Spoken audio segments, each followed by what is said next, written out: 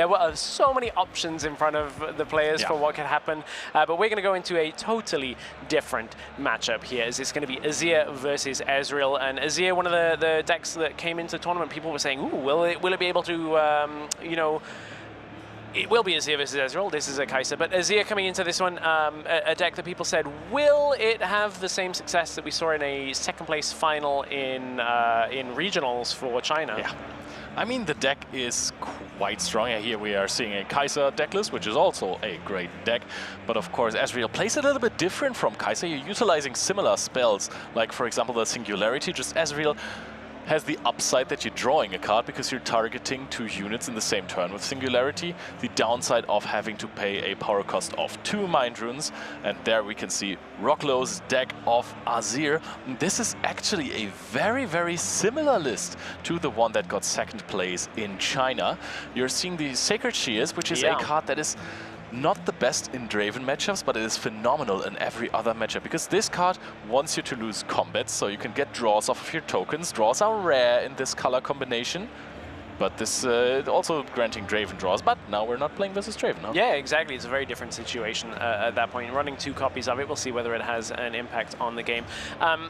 We'll have to just be on the lookout for which version of Ezreal it's going to be, as there's a couple. There's Pit Crew Ezreal, which we kind of just saw a Teemo take on that. Yeah. Then there's kind of like the Miracle Ezreal that we've seen, and I love the new Ezreal where it says like playing big stuff and flickering it with Pack of Wonders and that kind of thing. I would love to see if it was that version, but it's actually Kai'Sa. It is actually Kai'Sa. Okay, cool. All right, so the deck list we saw was probably correct. Yeah, then it was us. And it is Kai'Sa, and it's against Azir. So the Death Knell still quite important then from those shears.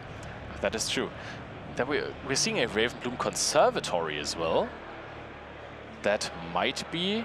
There's the battlefield. Oh, I actually dig that Ravenbloom Conservatory in Kai'Sa. It is more of a greedy version, where every time you defend, you look at the top card of your deck. You have a bunch of Fury Runes, by the way. Look at the top card of your deck. If it's a spell, you can add it to your hand, which is in...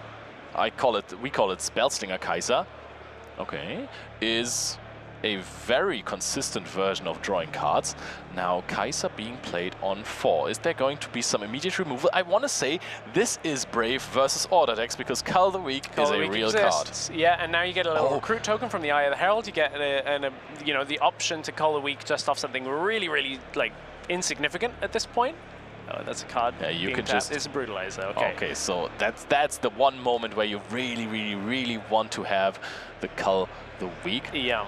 In this matchup, I would say that the Vile Mausoleum is going to be quite important. A lot of what Kai'Sa likes to do is, you know, at least from Origins, is take us... Okay. It's not as efficient as Cull the Weak, but it is Brutalizer equipped turn. Oh, that is crazy. You just use the Ravenbloom Conservatory. You're becoming a defender because you're in there charming the Kai'Sa in. You find the Death Grip because, quite frankly, yes, you're playing lots of gears, but you're also playing lots of spells. You don't play a single unit in your deck. That's nuts. That is so efficient at this point. I was like, it's not as efficient as Cull the Weak, but you know, it does the job. It does everything you need. I mean, you lost a lot of power.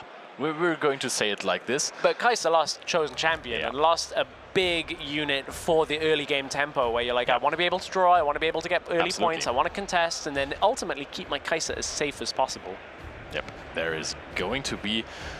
There has to be another push. You're going to try and have to start removing those Sand Soldier tokens, otherwise Rocklho is going to just hold everything. You're not at a Watcher turn quite yet, but you also don't want to deramp so much. Yeah, Falling Star then, you know, it'll do the job, but it's going to deramp, at least one. I do want to note, we are going into, this is game 2 of 3 between these two, as Azir has already won game 1. Yeah. But now I want to mention that this is going to be perhaps, if you do not have any more equipments, because you already have played 2 equipments of yours, this might slow you down a lot with the Falling Star clearing off 2 units. So Richard maybe not even too sad about losing a possible Watcher turn on the next one, going down to then 7 runes in the next one. Mind and Fury. So Rocklho now has to consider what he can do. I mean, there is equipment. Oh, that's the best friend sword. And there's a friend there. It's Azir. It's yeah, I was gonna say it. Azir. BF Sword is in hand, but Azir gonna be played from the champion zone as Azir's Sovereign. Falling Star is gonna deal with that. You're like, great, you had both of them? Cool. Azir Feels is good. so not Sovereign anymore. He's actually quite dead, if you will. I will say, this is the Origins feels bad, where you're like, do you have Falling Star? Cool. Do you have 2 Falling Star? Cool. Not cool. Like, I'll give you 1. The second one is bad-mannered at that point. We're seeing another Eye of the Herald, Sand Soldier weapon mastering the Eye of the Herald immediately. This is something that Azir sometimes suffers from, and that is not success, but it is, hey, you have a lot of runes open, you could go for big power plays, but in the end you can just make 1 Sand Soldier token. Yeah. So while you're getting a lot of free value with these Sand Soldiers, you're sometimes losing a lot of tempo if you can only make 1. But there are plenty of spells in the deck, power spells, that will give you more and more and more. How important do you think that the Azir Sovereign, like chosen champion, staying alive is in this matchup? Is it as influential as other matchups? Fair. I think that answers the question quite succinctly. I'm going with a very consequent. Because some legends and champion combinations are like really specifically strong. So here comes the Piercing Light is going to get the card draw because you'll death knell your own. Oh, you Defy. Won't death knell your own Watchful Sentry anymore because the Defy comes through. So obviously Felix valuing keeping that Sand Soldier on the board more so than giving the card over to Richard. I don't even think I can remember when I saw someone Piercing Light a unit of their opponent in the battlefield anymore. I feel like it's always just push one of your units into the battlefield, most of the time the Watchful Sentry and Piercing Light it to snipe something from the back row. But now of course we have here. Defy of that. Apparently we don't need our runes because we've seen that in the last turn. Question is now, do you even push into the Ravenbloom Conservatory? I don't know if you want that because you're going to just trade for the Eye of the Herald. Oh, not even giving your opponent the draw, so perfect choice there. Plunging Poro is going under the deck, still gonna grant a draw. And the shortcut there is don't even bring the token out. Yeah. just trade it with the Sentry. I like that. So now we're going to get another Azir token that is going to equip the BF Sword. And we're passing again. So we made a 5 might unit, yes, with the Sand Soldier. That's BF Sword is so important for Azir. I want to say BF Sword is way more important than the Azir Sovereign because every single turn you make a Sand Soldier token and that lacks strength at some point, right? When you have a... Please. So, no, you were continuing. I was getting ready to follow on. So you make a 3-drop every turn. You make a 3 might unit. As soon as you have 1 BF Sword in play, boom, 5ers. Every single turn you have a 5 might token that is so much more efficient. So now how much of this game becomes Thermo Beam and Wind Wall?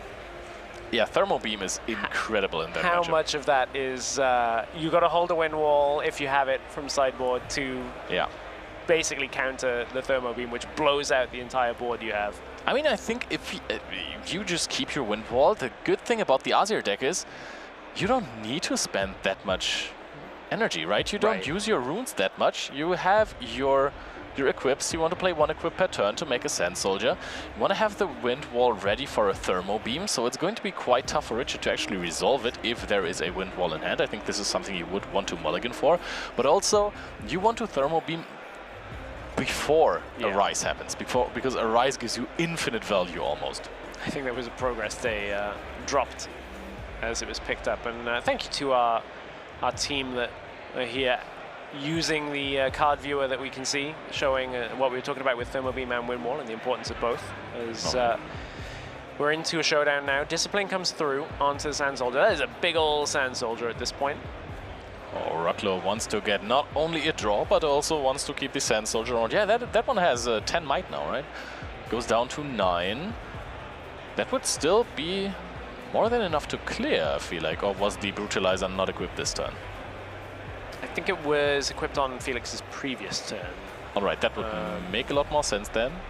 Unless Richard just wants to cycle through some cards. But we're picking up the draw from Discipline, and now it's back to who is going to use which priority. Do you want to commit even more to this? Nope. We're going to take the even trade. At least that's not a hold anymore. That's what Rocklho can say to himself now. Thing is, if you had an Arise, would you drop it get all of those equipments attached, or do you say, hey, I need to kind of always have the wind wall available, because that is a massive... Oh, wow. Going for a 2? No. Okay. Oh, maybe, sorry, maybe it was equipped on the previous turn. I misread where we were in the turn. So there is going to be a Sand Soldier equipping the BF sword. So we have another 5-drop. BF Sword makes this deck infinite times better, because every single token... Just imagine you're playing Victor and all of your drops are 5-drops. All of your recruits are 5-drop tokens. That is the power of BF Sword, which is why it also costs, you know, 4. Okay, Progress Day. That is, oh my goodness, we're already at 12 runes on the side of Richard. He has been ramping up. He has gotten more points than Rocklho. It's a very slow game in terms of points, but that's exactly what Kaiser wants, right? Slowing down your opponents so you can have those big clearing turns. Yeah, and the Progress Day, we talked about this a little yesterday. A lot of decks were bringing this in for Kaiser. Basically, because Draven was drawing so many cards, you're like, well, I just won't take combat as often. Yeah. This should be... Okay, yeah. Okay, I was going to say there's another unit coming out for the Legion cost of Noxus Hopeful. There's Plundering Power as well. Just trying to reassert a little bit of control for the following turn by developing that board. You know what I would like to see from Richard? I don't know if it's pronounced German or English, but Richard should go for a double Thermo Beam turn.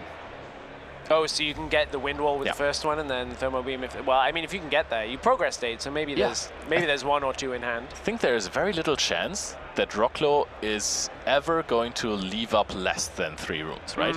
So there's always going to be wind wall available. And I think you need to cycle through your deck as fast as possible to just capitalize on that and say, hey, you know what? I am at 12 runes. I am going to drop double Thermo Beam on you so that your precious wind wall turn has done nothing. Then we see the Sacred Shears, which is going to make this matchup much harder for Richard, because then we might actually find a double wind wall. Richard has the same response I think a lot of people will have seeing that is, can I just read that for the specific text?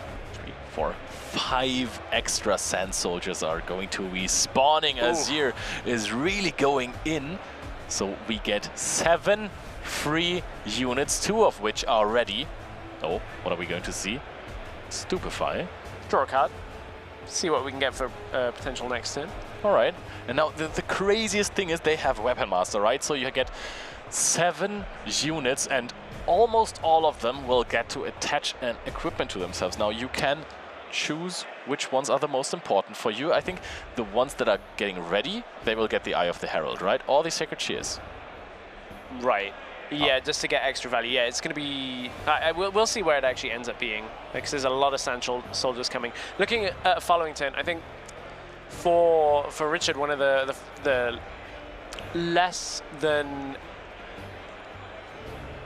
good parts is isn't a Cathian Rain in hand, and that normally would deal with, you know, multiple units on a board, lots of units, but these now have additional might coming from equipment. That's the importance of the Weapon Master part of this, is like, you're not going to be able to deal with this with just one Swift Cathian Rain. I also saw, I think it was a Rocket Barrage, if that is the correct name of the card, in hand. It's the one where you basically have 2 modes. You can pay 4 and either deal damage or destroy a gear, and you can repeat it. Rather than a Thermo Beam, that does tend to be a sideboard card, so looking for utility. Our Spotters. I hope that is the card that is being played. If there's an unchecked power in deck, then that would be a significant card to play for Richard. I mean, he definitely needs something. Yeah, I mean, that would do it if there was an unchecked power. If you clear with a Thermo Beam all of these equipments, it's still going to be quite tough to handle all of the Sand Soldiers with the new iteration of the Kaiser deck. By the way, I have to redact what I said earlier. Arise does not give you 2 Sand Soldiers plus 1 for each equipment, but it's 1 for each equipment and then ready 2. Yeah, exactly. Already, yeah. So Watcher is going to be able to obviously reduce a lot of the might that is at Sand Soldiers on the battlefield. Then, you know, if you can get rid of the equipment, the Cathian Rain can help. The Cathian Rain can also pick off some of the ones that aren't getting additional might. So maybe there is something there, some recruits as well. feel like Icathian Rain is also a card that has seen less and less play. Yeah, So some people have put it back into their decks, but with so many more counter spells in the game, like Hard Bargain, and especially not so fast, it's really hard to drop this card sometimes. Yeah, that's a really not advantageous trade. Also, there was that minor adjustment with the errata. Some people do think it has reduced the power of Icathian Rain a little bit in the way that you have to select everything and have it resolve kind of up front. Having the Death Grip now as a chain to the Thousand-Tailed Watcher before the -3 applies. Yep, so you can actually get those 5 Might transferred onto one of the Eye of the Herald Sand Soldier tokens on the Valmor's Lair. So that would make it much harder to clear there, because I think we're still at then 9 Might then? Wait, let me check. Eye of the Herald does nothing when it comes to your Might. So we have 1, 2, 3, 4, and you're still at 9. You get a 5 extra. Yeah. Oh, and that is so good. This equipment distribution from Rocklho is phenomenal, because the one Sand Soldier token that you had in the Ravenbloom Conservatory had the Sacred Shears. You're killing one of your own units at the Conservatory to boost your Valmor Slayer tokens, and then you force your opponent to get you the card draw. There's a Hex Tech Ray. I'm going to just deal with a little recruit, dealing with just one of the units. So now we're down to... I mean, Richard can still... 7 on... We'll have them figure out the math. There is a lot of calculation to be done on this one with this many units, all being affected, of course, by the Thousand-Tailed Watcher, and then the Death Grip on top of it, plus all the equipment. Richard is going to go in and take out the recruits. We'll be able to take control of Valmor's Lair. That Thousand-Tailed Watcher is now there, so aside from having a retreat or something like that in hand, it is now stuck in Valmor's Lair.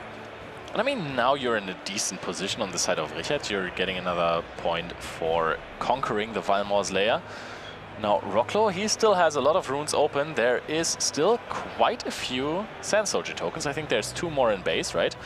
And if you have those 2 in base, you can just equip any amount of gear equipment to them. I think we're now currently discussing how much might we had. I was kind of curious, because I figured... Oh, wait a second. No, you pushed for 5 might, but that 5 might got reduced in the end. So you had 4 tokens there to were Sand Soldiers, which is 4 might after Watcher, but you got 5 to it, and then 3 of those got reduced. Then again, it was only -3, because the Sand Soldier token was at 2. Oh my goodness, this is hard. I am not wondering why sometimes the players need a second to just get the math done. But of course, we are finding correct game states here. Sometimes, you know, I'm really bad at math, so sometimes I get confused in the process, but we got it done. We have a Sun Soldier with the Brutalizer attached, which is not the best one, because this is primarily the one that you want to attach to something.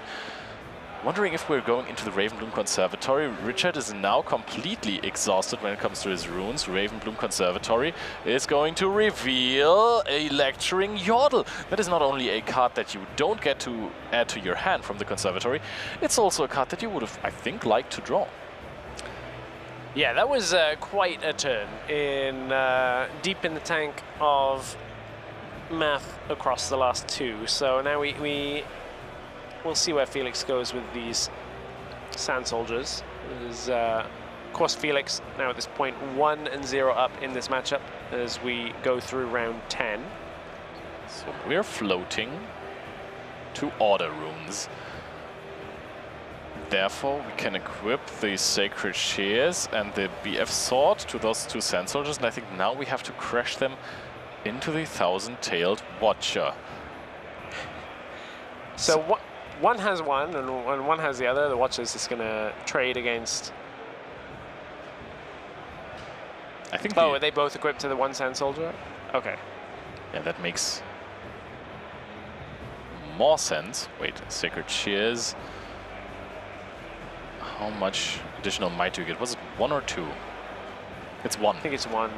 So if you put a BF Sword, you get to 5, you get to 6, so you actually have to push another Sand Soldier. That one is not equipped with anything, but you get the draw still, of course, because you put both equipments on one.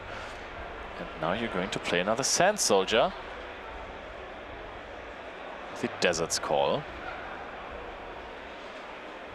Weapon Master, BF Sword, immediately such big units on the one side, and on the other side you have another free 3-drop that is going to have Death Kneel, draw one card. So the value you're getting out of this deck, if you play it correctly, is absolutely phenomenal. Yeah, and there is a lot to kind of moving all of these equipments around. So a couple of cards to note in hand. There's a Not So Fast in hand for Felix. There is also the Wind Wall that we talked about earlier. So any moment in which a big spell is looking to resolve, whether it's a Cathian Ring, which we know is in hand for Richard, and potentially a Thermo Beam, although we've not seen it, and the fact that the Rocket Barrage is there, I do wonder whether it's either of them are kind of mainboarded for the amount of equipment that we've seen in the tournament. So we'll continue to take a look as we get through the deck of Richard. 15 minutes, just under 16 minutes left on the round for these two players. I mean, Rocket Barrage, I think it's a cool card. It's very expensive. Yeah, it's in Germany we say it's a Tropfen auf den heißen Stein, so it's a drop of water on the hot stone. Okay.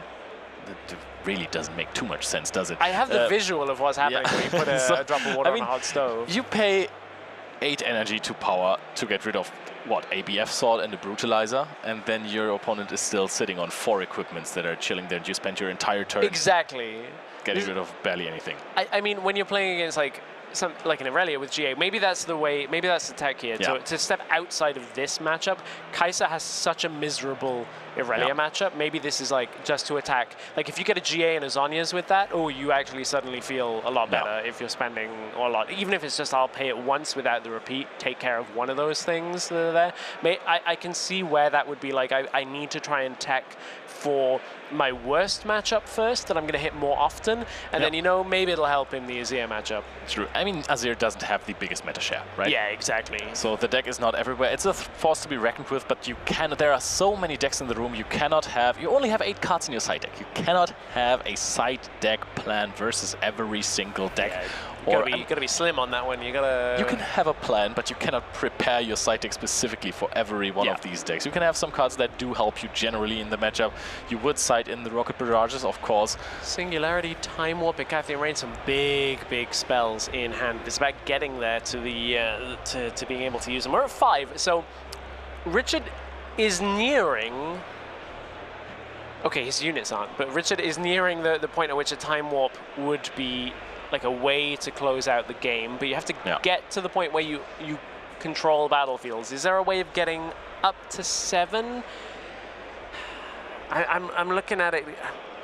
Is there any way to kind of, on Felix's turn, retake both battlefields, or is it just a ritual untap going to 7 and then Time Warp to 8? Is that possible?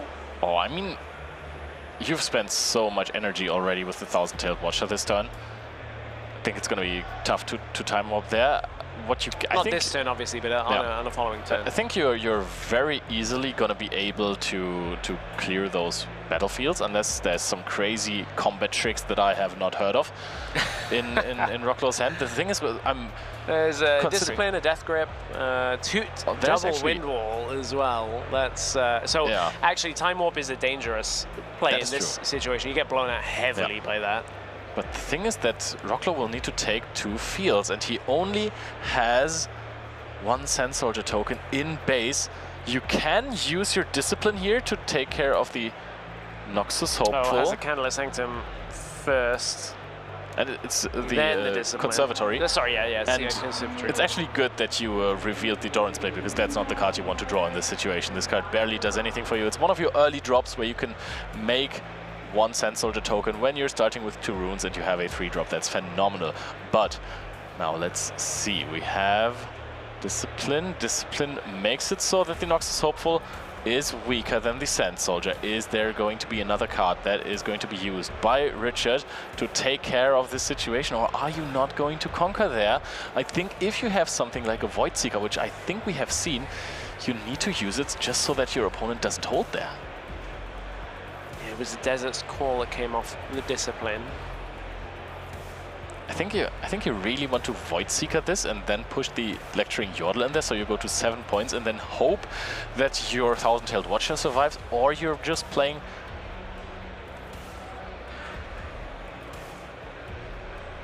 Okay, so apparently that's Sand I was going to say Brutalizer doesn't go to the trash. The GA will. Okay, so the Guardian Angel was on that Sand Soldier token. All right, the Shears. All right, so this was also in the battle phase. There's still the Sand Soldier with the Shears. Got a little bit full at that battlefield there. I'm not going to lie. What a complicated game state. The hidden card, Hidden Blade. This time to keep the units low for Richard, as Rocklho, knowing that if you can just control the battlefield, you have the wind walls available to kind of deny the hold from 7 going to 8 on Time Warp. And we know with perfect information that Rocklho has the ability to stop the Rocket Barrage. There's the not so fast and immediately handshake offered by Rocklho just to win this game here versus Richard. He is going in with the Rocket Barrage, tries to get rid of some of those units, but nope, not so fast. Yeah, we didn't even get to the Time Warp.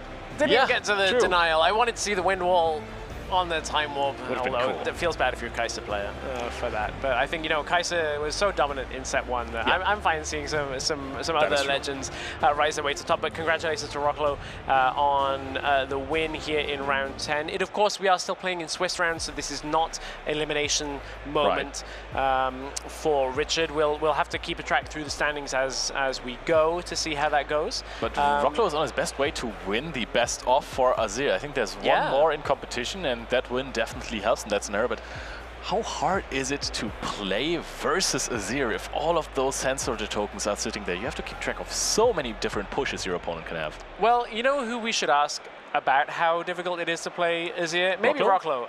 Let's hear from him now. Back with our feature batch winner, Rocklho Felix, coming in with currently the top Azir list in our day. Why did we choose Azir? I feel like the funny thing is everyone I talk to always asks whether I play for the medal card. But honestly, when I think everyone plays for a medal card. Yeah. But I chose the deck to win out. Like that is my intention, but everyone is like so surprised why I play Azir. They're like, are you only playing for the medal card? So yeah, I feel like the deck is great.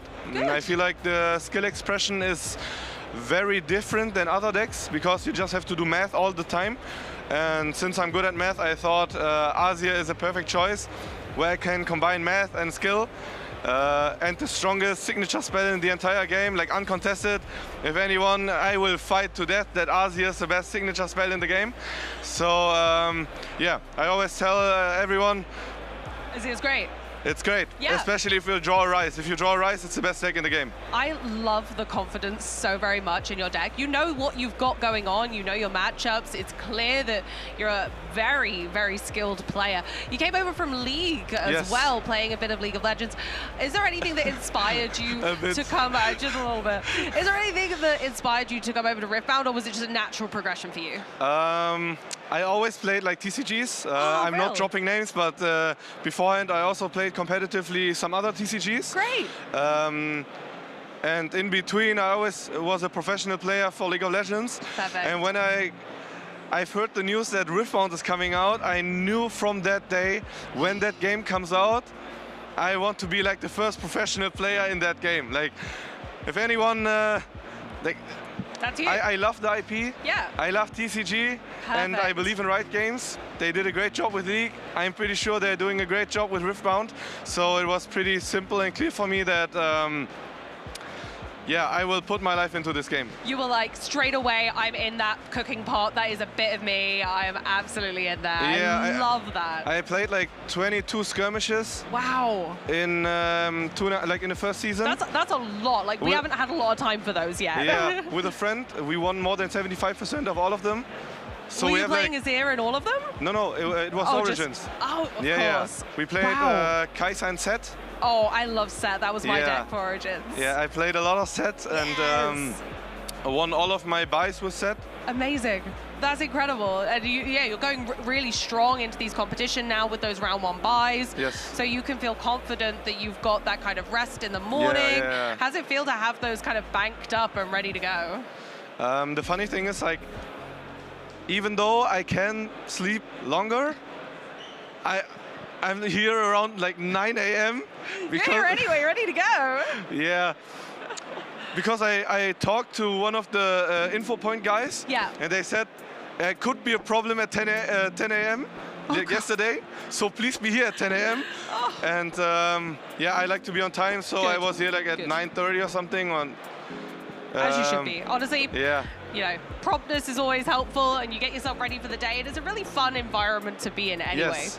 I've got a little bit of an Azir question for you, if that's okay. Of course. If you have 6 runes open, yes, right, do you prefer to play like more equipment first, or do you just want to go aggressive early with your Rise? It really depends on how many equips I have. Yeah. If I have 6 runes, that should be turn 3. Yeah. So I have 2 equips. That's not the point where I should play a Rise, especially game 1. Yeah. But I will think about it on game 2 and 3, because people side in Thermal Beam. And the thing is, as soon as I activate a Rise and I can clear the whole board, I will do it. Because then he's forced to Thermal Beam again and turn skip himself, and I get 4 points from it. So I think it really depends on game 1, game 2, do you play against red or not? How does your hand look? Or can you play Azir champion unit for free in your base? I think those are like all the factors that you need to take in account. Or for example, if he goes to 7 and can Mind Splitter, maybe just drop the Rise. Yeah. Or for example, if you have to conquer because he's not allowed to hold, then you have to drop it and just run over a board. Because then you either have BF Sword or Brutalizer, and you can always go in for 7, and no board on Earth lives can 7. handle that, no. Yeah. Like this early. Yeah, no, absolutely. No, that honestly, that's such good insight. Thank you so much. It's very clear that your mathematical brain is so attuned to a deck like this. I believe that you can take it all the way. If you're having that feeling right now, you're going to take it all the way to the win? I just try every game. Yes, that's what I'm talking about. Of course, I'm confident, but realistically, yeah, I'm very close to the medal card. Yeah, I already won with my friend 2 medal cards from the prize wall. Wow! Yeah, we got Kaiser and Timo. Oh, good choices. Yeah. Good choices. Are there any others that you would go for? If you could get a 3rd right now. Yeah, the problem is always the price. Yeah. Because I wanted to take Azir to play Azir today. Of course. I wanted to like maximum aura farm and unlock the gold medal with the normal medal, but the problem is the Azir is, let's say, sadly it's too cheap. Not as popular. Yeah, it's not that popular. You can popularize it. That's what's going to happen today. Everyone start getting your Azirs right now. Well, thank you so much for joining us. Your insight is unimaginably useful. For any Azir believers out there, you've got your champion right here. You've got someone fighting your corner who truly believes and is exceptionally good at the deck. Thank you for joining us. I wish you all the best of luck in future rounds. Very good luck to our top Azir player so far. Bye-bye.